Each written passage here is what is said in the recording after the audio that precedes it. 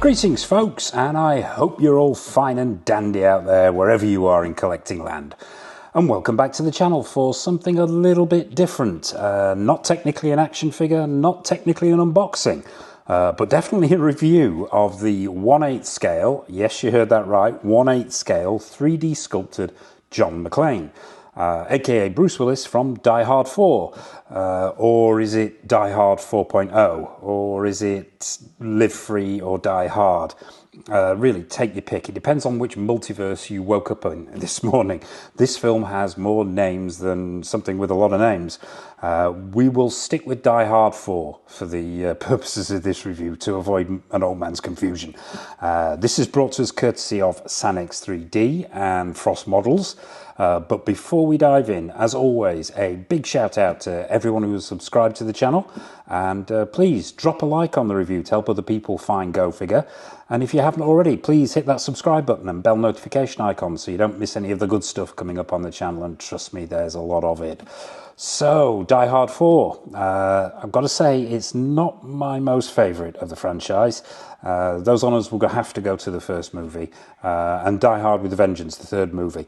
But when I saw this 1/8 take on Officer John McClane, I just had to have it. As I mentioned at the top there, this figure was modelled by Sanix3D and constructed and painted by Frozt Models, and there'll be links to their respective eBay pages in the description below.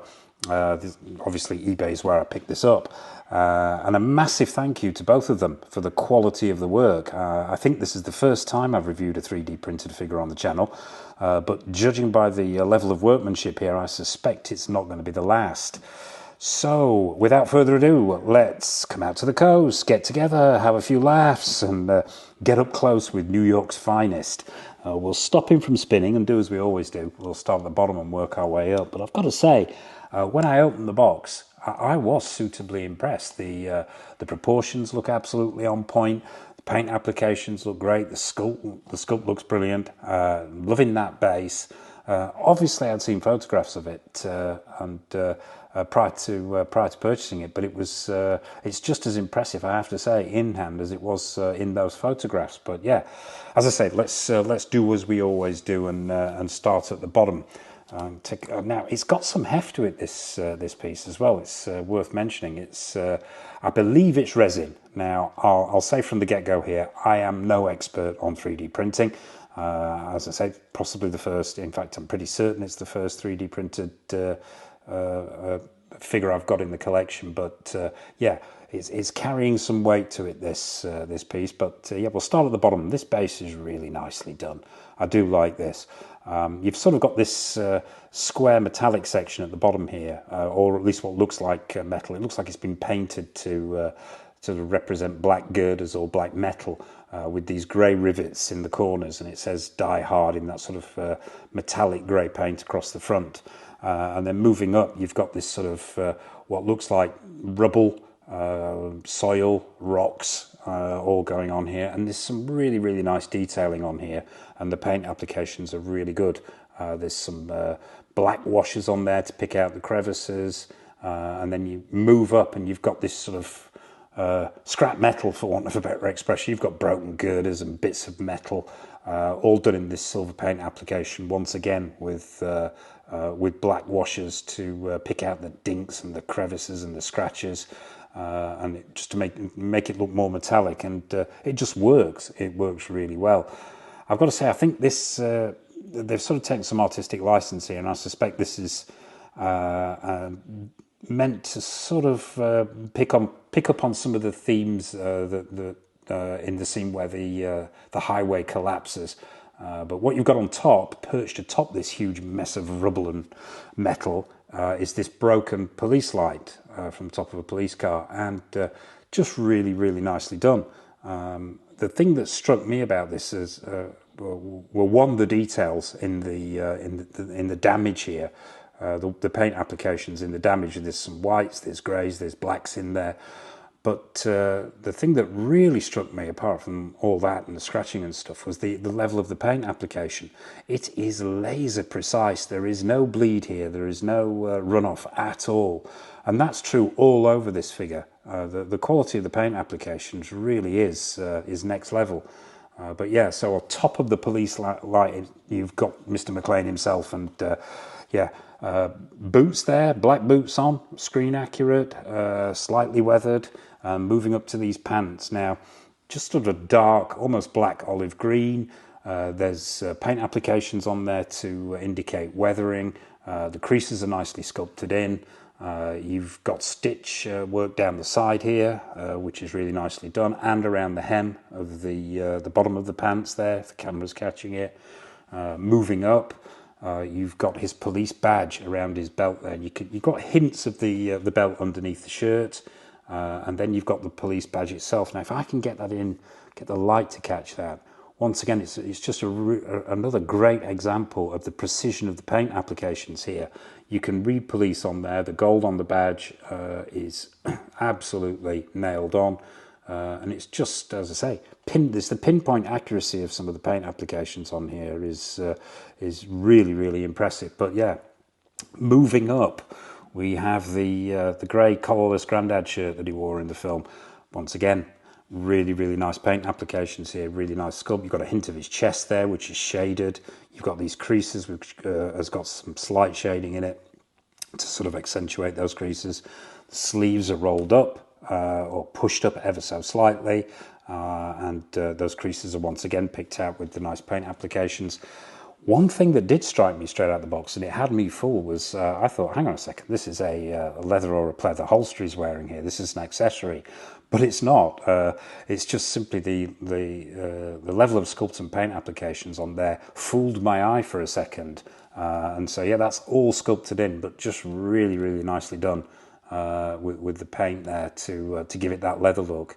There's individual stitches in there.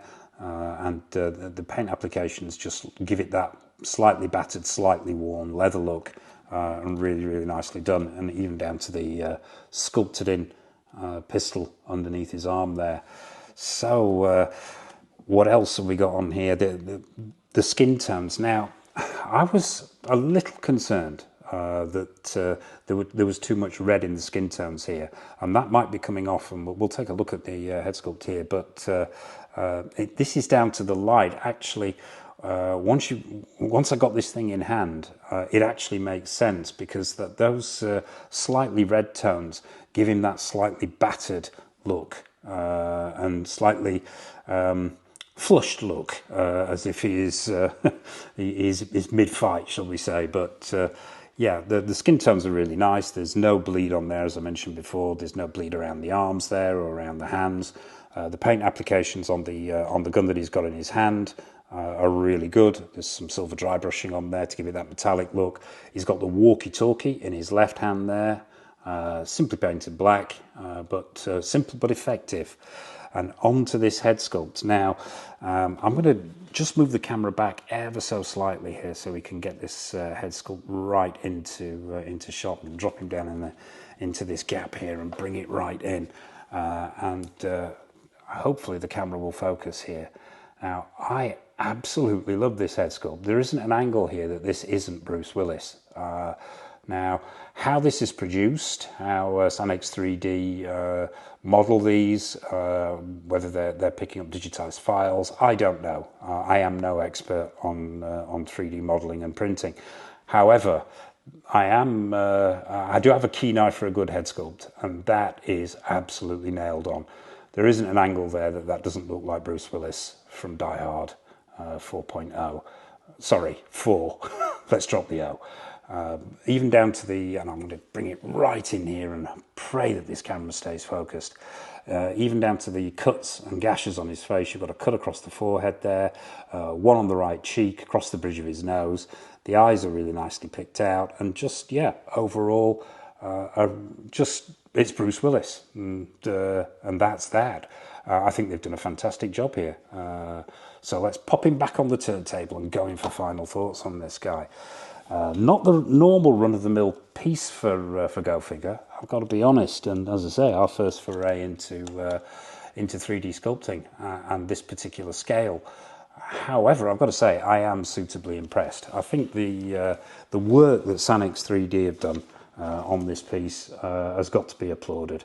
And the paint applications from Frozt Models Really, really good. I love it. I think it's fantastic. Giving this a score out of 10 is difficult because I've really got nothing to compare it to. I don't have any other 3D models.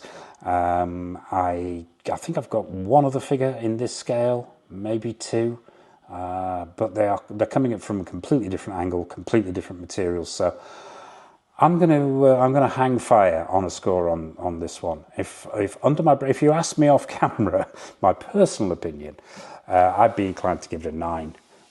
But that's because I personally like it. So I can't particularly be subjective, having not reviewed any other 3D printed models, figures. But I'm sure, as I say at the top there, we will be doing a lot more on the channel. So yeah, there you have it. That is Bruce Willis from Die Hard 4, courtesy of Sanix3D and Frozt. So what's your take on this piece? Do you have any 3D printed figures in your collection? What's your take on this particular piece? What's your take on Die Hard 4? What's your take on Bruce Willis? What's your take on anything? Nothing's off menu, so please drop a comment in the comment section below. And before we zip on over to the showcase, quick roundup of what's coming up on the channel. I'm not going to go into each individual figure, or we will be here all night, but suffice it to say, as far as new quarter scale and 6 scale figures go, we have caustic plastic, we have in art, we have iconic, we have present toys, Susu toys, premiere toys. There's a lot of stuff coming in. We've also got a lot of retro reviews coming up on the channel and showcases. And also, of course, plenty more episodes of me torturing myself for your amusement with Don't Make Me Choose. So yeah, all that remains for me to say is a massive thank you for watching. Take care of yourselves. From myself and John McClane, happy collecting, and it's over to the showcase.